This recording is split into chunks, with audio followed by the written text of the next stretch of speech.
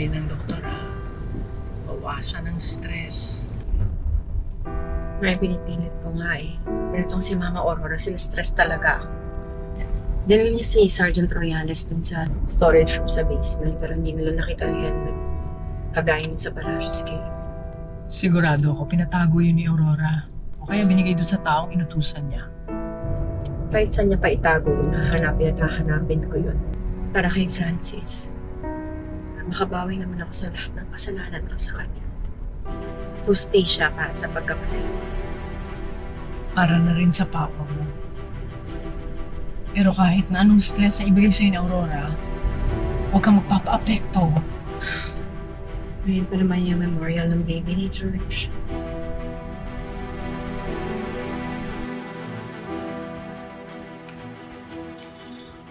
Sir Galvan!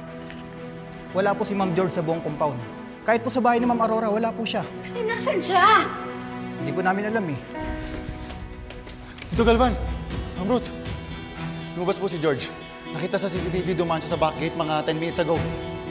Hindi pa nakakalayo yan. Bill, kunin mo yung kotse. Hanapin natin siya. You stay here.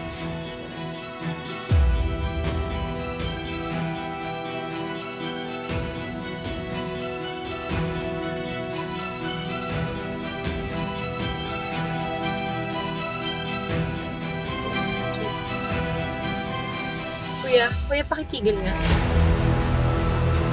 George.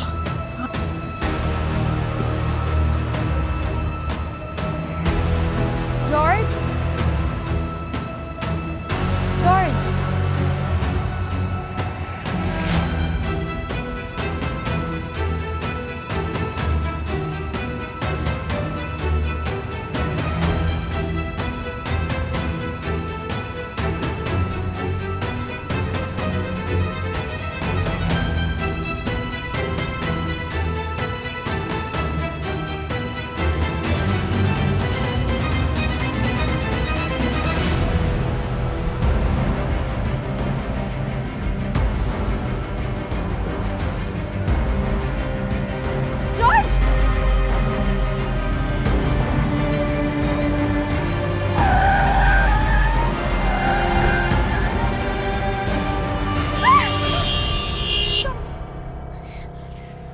George, okay ka lang?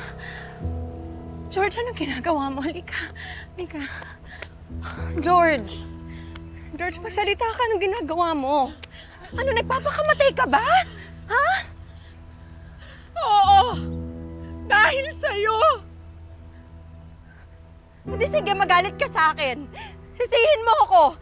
Sige lang, sa akin mo ibuhos yung galit mo, pero huwag ka magpalaban din sa lungkot mo.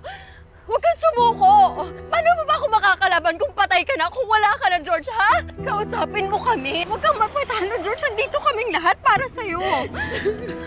George! George, naintindihan mo ba? Kausapin mo kami. Kausapin mo ako.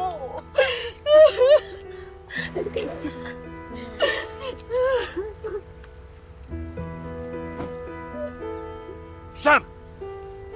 Anong ginawa mo kay George, ha? Wag po! Huwag mo ko awatin. Pinatay niya ang apo ko. Ngayon, sasaktan naman niya si George. Hindi ko siya sinaktan. Nakita ko masasagasaan siya. Tinulungan ko siya. Huwag kang sinungaling! Totoo yung sinasabi niya. Nakita namin si George naglalakad na parang wala sa sarili niya. Niligtas siya ni Sam. Tanong mo kay Ando! Totoo po yun, sir.